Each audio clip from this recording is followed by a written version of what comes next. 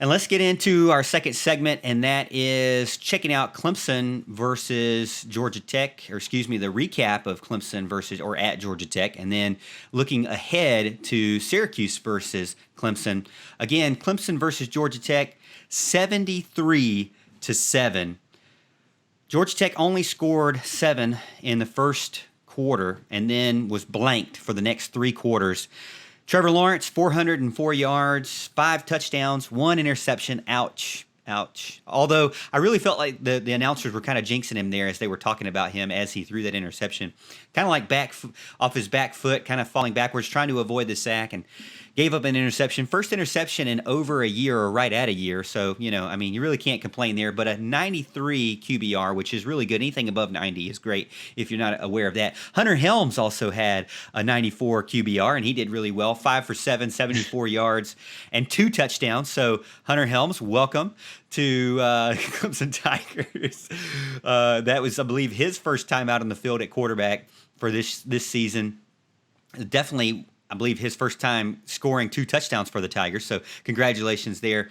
On the flip side, Georgia Tech team stats really couldn't get anything going. Only 204 yards total for the night, while Clemson had 671 yards total, 500 yards passing, 171 yards rushing. I think rushing would be probably the only place that I would say is a little bit of an issue, or a little bit lag behind the passing game, but you can't really complain at 73 points. Only thing that I really would say as far as a negative would be that the 2 stars had a turnover. Trevor Lawrence had an interception, and Travis Etienne had a fumble, but I mean, really, you can't really complain at that. These guys did a monster thing. Let me ask you this before we get into our players of the game on offense and defense and our offense and defensive grades. Do you think there was some gamesmanship from Dabo Swinney, knowing that later on in the night, the number 2 team would face off against the number 3 team, and yet during the college football final, the game that was talked about the most was, or the player that was talked about the most was Trevor Lawrence, and his monster game passing the ball with 5 touchdowns was kind of overshadowed in the sense because of how well he did, and then the Heisman Trophy talk. You guys think there was a little bit of gamesmanship in that sense? There's no telling with Dabo. Dabo's one to be sneaky like that if he can be. I mean, he has people that kind of keeps track of all these weird stats and all these weird things. He's always a recruiter. He does that kind of stuff. He knows who's watching. He knows who's listening. He knows his audience. He's very good at that. That's why he continues to rake in these big time classes and these high star guys. That's what he does. He's very good at what he does, and I'm glad we have him here at Clemson. Yeah, I'd actually.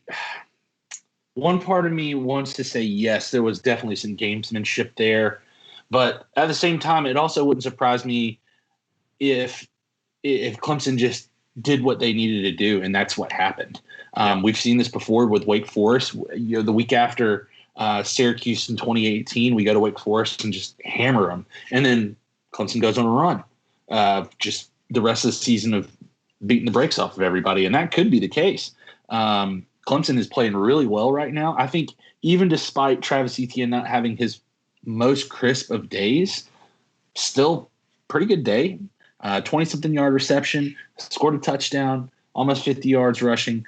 He's still definitely very much in the Heisman race, I feel like, even though he may have not had the numbers that most have. But there may have been. I just tend to think that they were on a roll, and Dabo didn't want to hold them up. Yep. I think that there's a little bit more to it. I mean, I really feel like, it was kind of like, hey, normally we were expecting the team to be kind of taken out and not get that many yards against when you're blowing a team out.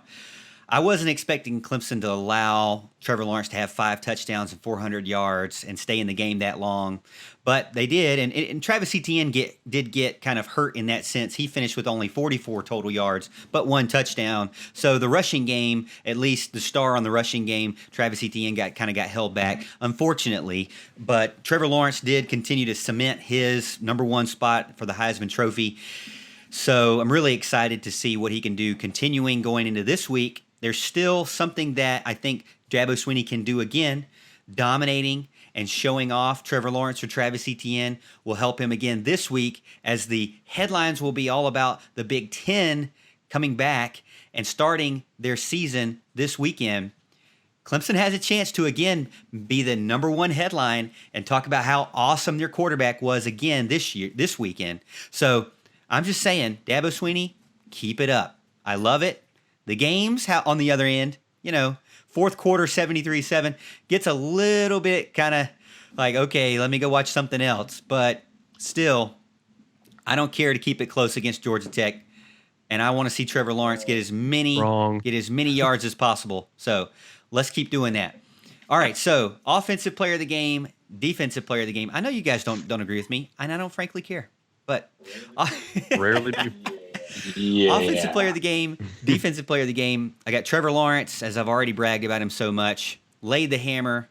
And then I've got Trenton Simpson, led or tied the team in total tackles, but didn't even start the game, was kind of all over the field late in the game. I kept looking, 22. He looks pretty good out there. Just signs of what's to come in the future. So good job, those two young men.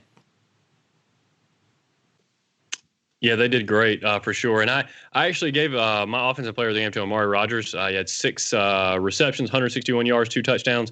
I am maybe undeservingly, but I am penalizing Trevor for that utterly laughable decision he made to chuck that ball up in the air and throw that pick. He has done such a good job, and I didn't want to see him lose it that way. I wanted to see it be a pretty good pass and a great play, by a corner, and on a contested ball. But that was not the way I wanted to see him throw his first one of the year.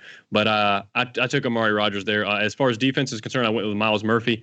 He had 4 total tackles, a sack, 1.5 tackles for loss, a forced fumble. He's getting a ton of pressure. He's getting a ton of pressure on the QB, forcing him to make decisions a lot quicker than they want to. He's such a beast. He's a big guy, and I cannot wait to see what he does from here on.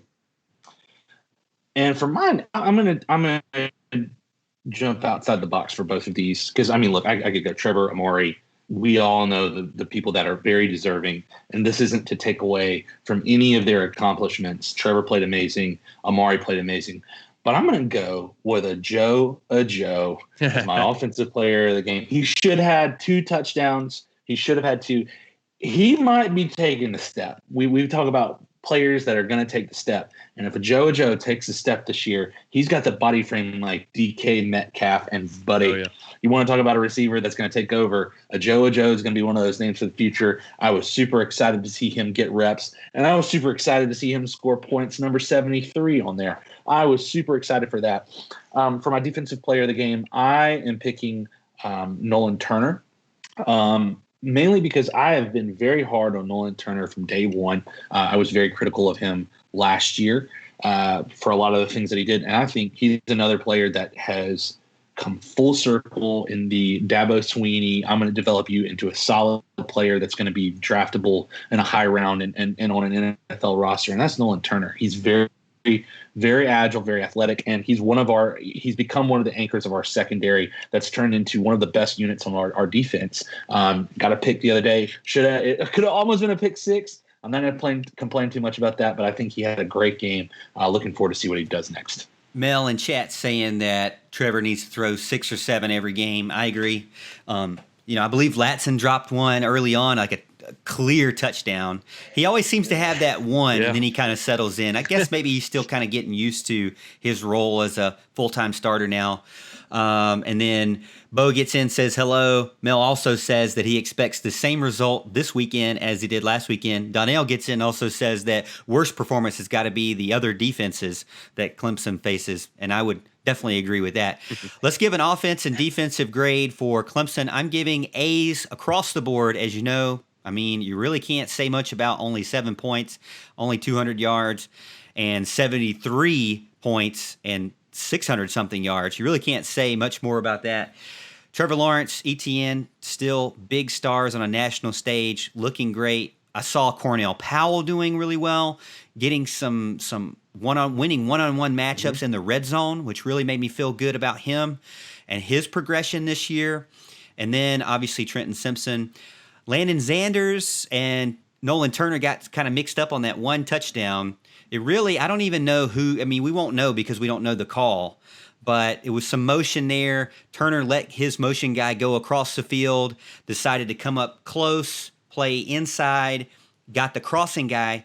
Zanders, who the crossing guy was starting on his side of the field, he continued with that player, and Turner let his side of the field guy go. So I'm assuming that Turner should have been back there with him, even though he was, they were both kind of going left. One was going left to right, the other one was going right to left, and one of those side guys got to stay and do something there. I don't know. I don't really know what the call was, but the person that gave up the motion guy was Turner. So I'm assuming that Turner was supposed to pick up, if he gives up his motion guy, he's supposed to pick up the outside guy instead, and he came in close. But overall, I'm giving him an A. He made up for it. Turner did with an interception, as Houston mentioned. So I really don't see any problem. Give me 12 more of those games, and I'm perfectly fine. Yeah, that was a good performance for sure. I gave him an A- on offense because I'm docking him for the 2 turnovers. Okay, Etienne had a fumble, Trevor Lawrence had an interception. Okay, those are your 2 Heisman finalists. Okay, we expect them to be perfect, right? All right, we want them to be perfect, just like Coach Boone said.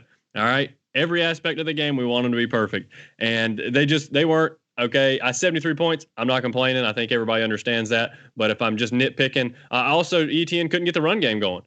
So that's something the offensive line needs to take to heart, and kind of make sure they make a statement coming out next game. So with the turnovers and the offensive line not providing a good enough path for Etienne to get loose, I'm going to give him an A-. But hey, 73 points, I'll take it every time. As far as defense is concerned, I gave them an A- as well. It was a good performance from them, but like you said, they had that big bust on the touchdown run. They actually or on the touchdown pass. They actually had another one where a guy had beaten somebody. It might have been Goodrich. I can't remember exactly who it was, but he got beat by about 5 yards. Thank goodness he was overthrown, or he'd have walked into the end zone as well.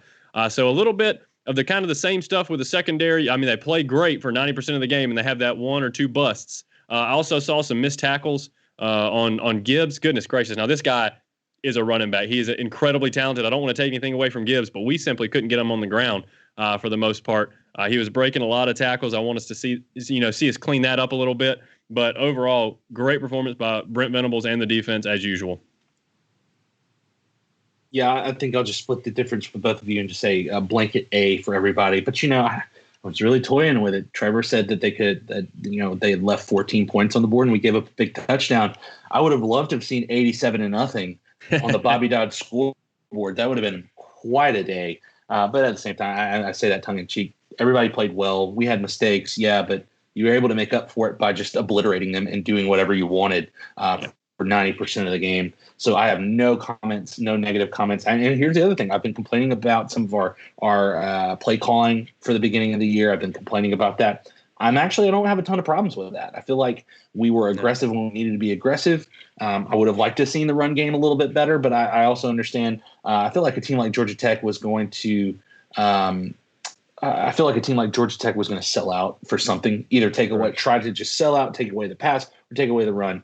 And that's what they tried to do. And Clemson just picked them apart. And Clemson's going to be able to do that against a lot of teams this year, and it's going to be really interesting to see, as Chat's saying, what any of these defenses can do against a team that, when you see Trevor Lawrence drop back, it's like I put it on Twitter, it's like he's gone into the Matrix, and the whole game just kind of like slows down.